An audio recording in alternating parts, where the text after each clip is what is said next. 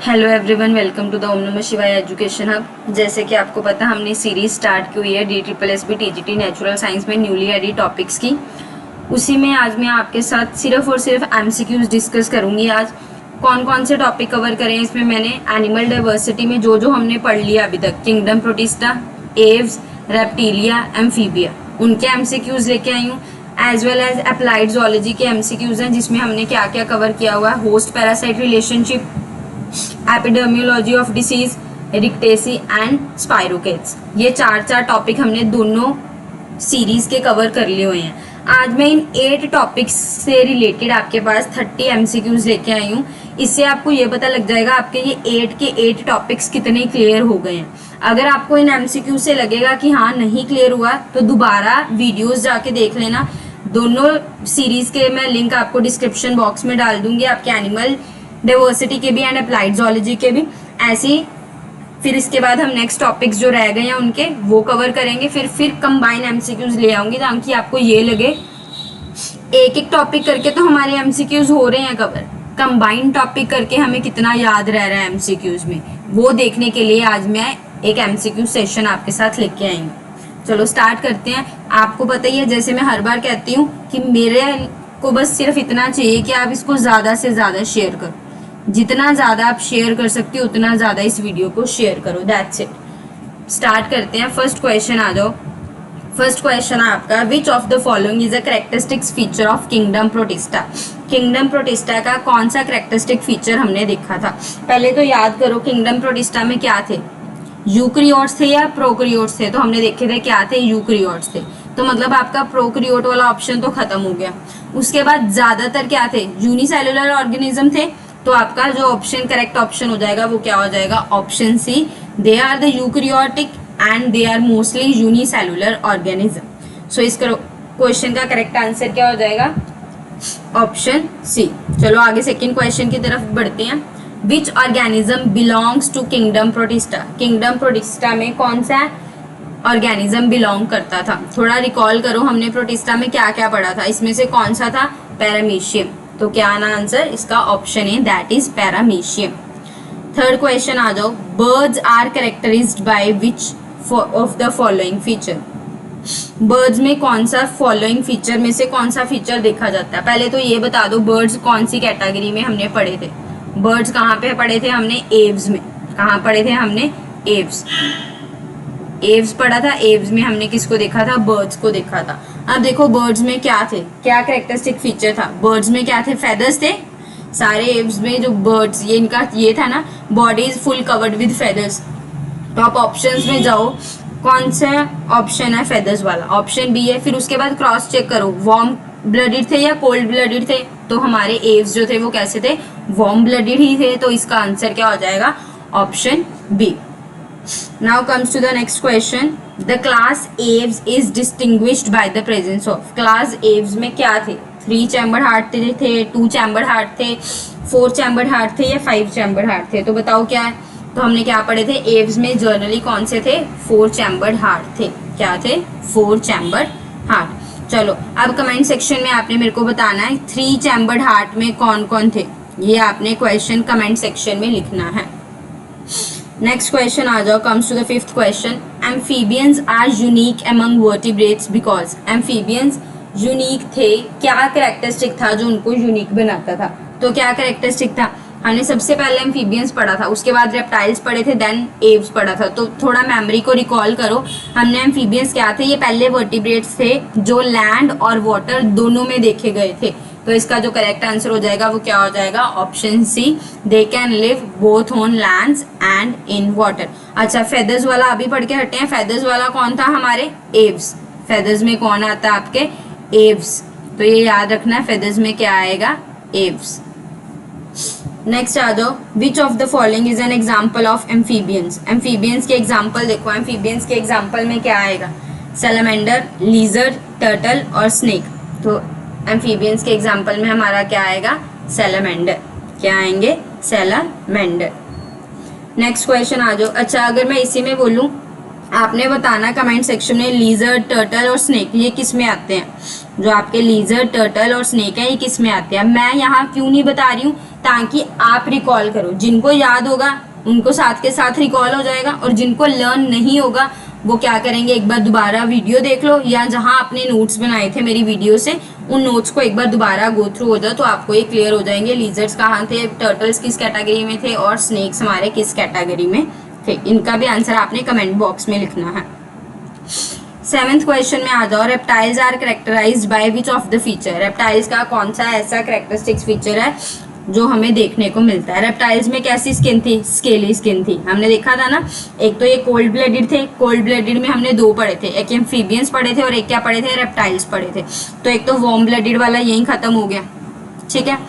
Moist skin और gills वाला नहीं, गिल्स हमारे फिशेज वगैरह एम्फीबियंस वगैरह आ जाते हैं, तो ये भी हमारा खत्म हो गया। तो क्या रह गया हमारा, dry scaly skin and cold blooded. Next आ जाओ question number 8, which is the characteristics of reptiles. Reptiles के कैरेक्टरिस्टिक में क्या थे, एंडोथर्मी थे, लेइंग एमनॉइटिक एग्स थी, एक्सटर्नल फर्टिलाइजेशन थी, या प्रेजेंस ऑफ स्विम ब्लेडर था। तो हमने क्या पढ़े थे, एमनॉइटिक एग्स पढ़ा था, they have laying amniotic eggs. Now comes to the 9th question, which is the definitive host in the life cycle of Plasmodium. जो हमने होस्ट वाला फर्स्ट लेक्चर था हमारा होस्ट पैरासिटिक रिलेशनशिप में, हमने देखा था डेफिनेटिव होस्ट देखे थे, मतलब प्राइमरी होस्ट हमारे देखे थे, और इंटरमीडिएट और सेकेंडरी होस्ट वगैरह हमने कवर किए थे।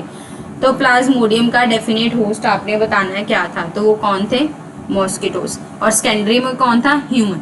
सेकेंडरी में ह्यूमन था, डेफिनेटिव में कौन था, मॉस्किटो था। किसमें, प्लाज्मोडियम के लाइफ साइकिल में।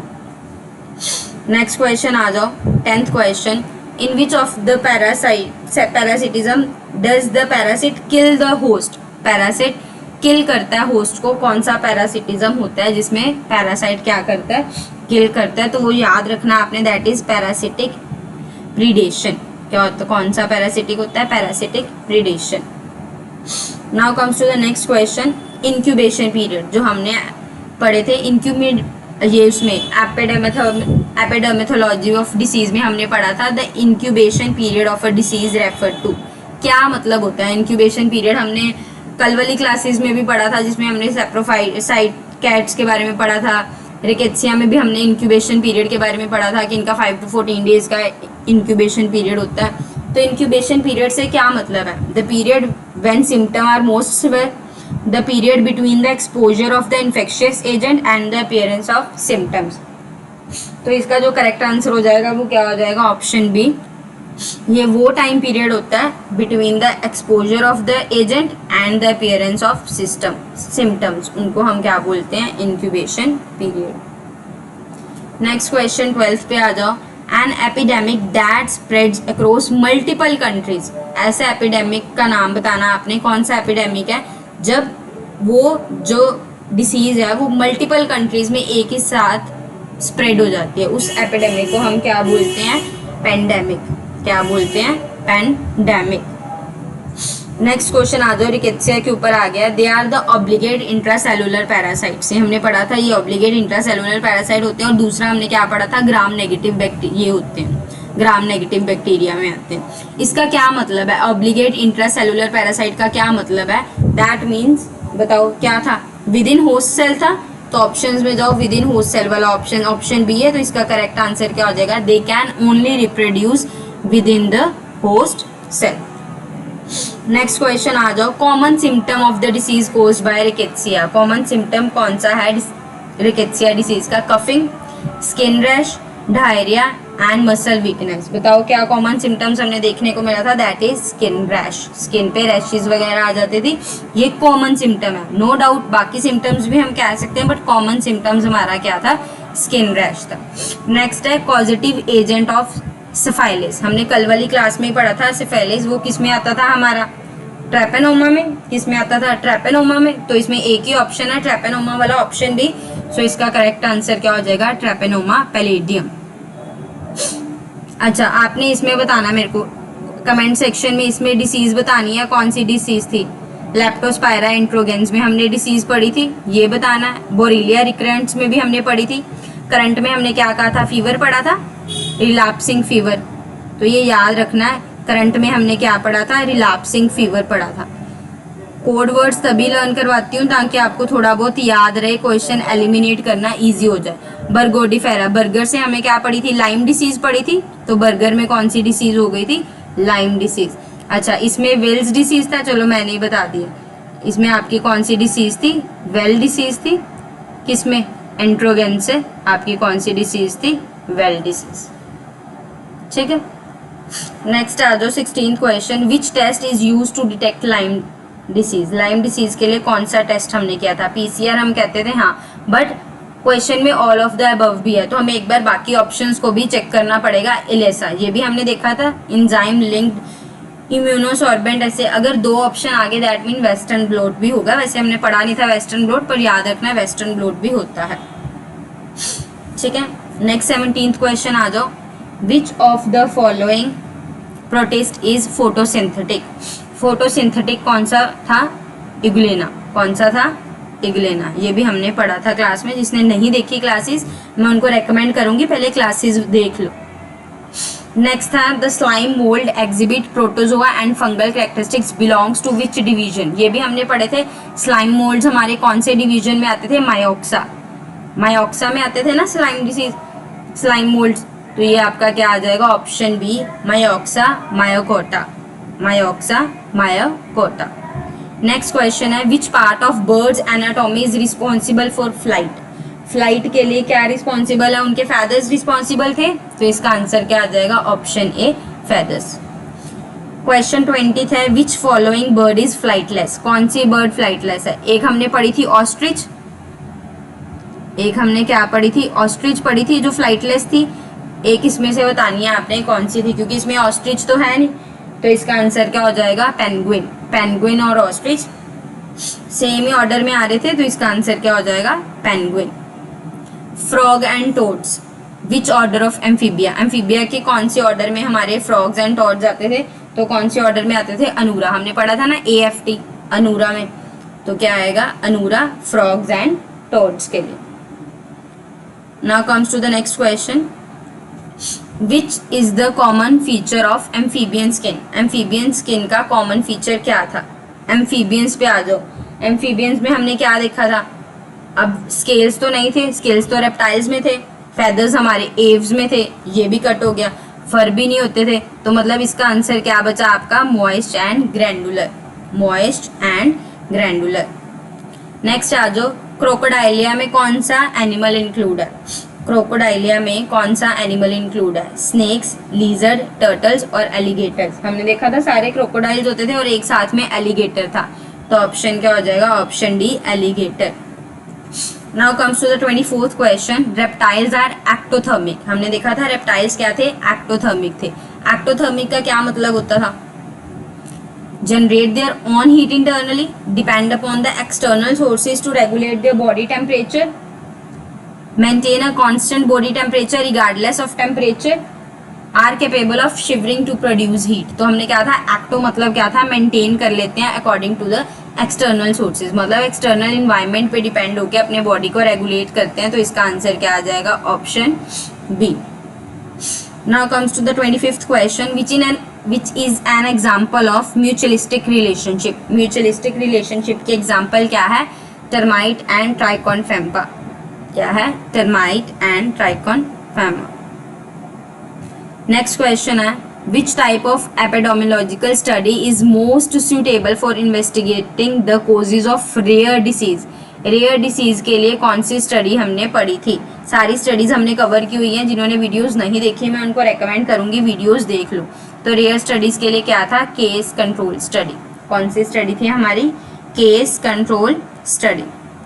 27th क्वेश्चन में आ जाओ, रोकी माउंटेन स्पॉटेड फीवर, उसका पॉजिटिव एजेंट क्या था। रोकी से हमने क्या याद रखा था, रोकी से आर था और रिकेट्सी से भी आर था, तो रोकी में हमने क्या पढ़ा था, रिकेट्सिया रिकेट्सी। क्या था, रिकेट्सिया रिकेट्सी। अब आपने कमेंट सेक्शन में लिखना है, प्रोवेज़की का कौन था पॉजिटिव एजेंट, टाइफाई का कौन था, अकारी का कौन था, ये आपने मेरे को कमेंट सेक्शन में लिखना है। इससे लिखने को मैं यहाँ पे आपको बता दूं, अगर मैं बताऊंगी वो आपके माइंड में कि मैम ने बता दिया, आप इतना फोकस नहीं करोगे, इतना दिमाग में जोर नहीं डालोगे। अगर मैं अभी नहीं बताऊंगी, जिनको याद होगा उनको पता लग जाएगा हाँ चलो मेरा पिछला कंसेप्ट क्लियर है। जिनको याद नहीं होगा वो एक बार जाके अपने नोट्स गो थ्रू हो जाएंगे, इससे वजह से आपके एक बार नोट्स रिवाइज भी हो जाएंगे। जिनके नोट्स रिवीजन नहीं है, जो सिर्फ आगे आगे वीडियोस देख रहे हैं, पिछला भूल गए हैं, उनके नोट्स रिवाइज हो जाएंगे कि हमें याद नहीं आ रहा कौन सा था, चलो एक बार रीड आउट कर लेते हैं, इससे हमारे नोट्स भी क्या हो जाएंगे, रिवाइज हो जाएंगे। 28th क्वेश्चन पे आ जाओ। Rickettsial infections are often treated with, किसके साथ ट्रीट किया जाता है? एंटीवायरल ड्रग्स थे, एंटी फंगल ड्रग्स थे, एंटीबायोटिक्स थे या एंटी पैरासिटिक ड्रग्स थे? तो एंटीबायोटिक्स का हम यूज करते हैं। नेक्स्ट आ जाओ। अच्छा, अब कमेंट सेक्शन में एक और क्वेश्चन आ गया, आपने एंटीबायोटिक का नाम भी लिखना है। रिकेट्सियल के लिए कौन सी एंटीबायोटिक यूज करते थे? बहुत बार नाम हमने बोला था, माइंड में रिकॉल करो और कमेंट सेक्शन में लिखो। नेक्स्ट है leptospirosis is a disease caused by spirochetes is transmitted through, किसके थ्रू ट्रांसमिट होती है ये आपने मेरे को बताना है। Airborne droplets, contaminated water, contact with water, contaminated by animal urine या direct person to person contact. तो हमने क्या देखा था? Contact with water contaminated by the animal urine. तो इसका आंसर क्या आ जाएगा? ऑप्शन सी। नाउ आज की क्लास का last question, 30th question, which spirochetes is known to cause relapsing fever. अभी हमने पढ़ा भी था आज की ही क्लास में रिलैप्सिंग फीवर। फीवर में हमने क्या पढ़ा था? करंट। अभी ऊपर पढ़ा के हटी हूँ बोरेलिया रिकरेंटिस, तो इसका आंसर क्या हो जाएगा? बोरेलिया रिकरेंटिस। होप आपकी रिवीजन अच्छी होगी इन 30 क्वेश्चंस की। बाकी मैं ट्राई करूंगी जैसे ये दोनों सीरीज कवर हो जाए और मैं एमसीक्यूज लेके आऊँ, ताकि आपको पता लगे आपके थ्योरी के साथ साथ एमसीक्यूज आपसे बन पा भी रहे हैं या आप सिर्फ थ्योरी रटी जा रहे हो। बस आपसे जो मेरे को है वो क्या है, ज़्यादा से ज़्यादा इस वीडियो को शेयर करो, अपने व्हाट्सएप स्टेटस पे लगा दो, टेलीग्राम्स में शेयर कर दो, आपके फ्रेंड्स को भेज दो, या जो भी प्रिपरेशन कर रहे हैं DSSS उन सबके साथ शेयर कर दो। और मेरे चैनल को सब्सक्राइब कर लो, बेल आइकन को हिट कर लो, ताकि आपको जैसे ही न्यू वीडियो मैं पोस्ट करूँ आपको साथ के साथ नोटिफिकेशन आ जाए। आप अपनी प्रिपरेशन करो और जो मैंने क्वेश्चंस बोले हैं वो कमेंट सेक्शन में ज़रूर लिखना, इससे आपकी ही तैयारी होगी। और जो वीडियो देखते हैं लाइक भी ज़रूर कर दिया करो, सिर्फ व्यू करके मत छोड़ दिया करो, देख के मत छोड़ दिया करो, उनको लाइक भी कर दिया करो। Thank you so much.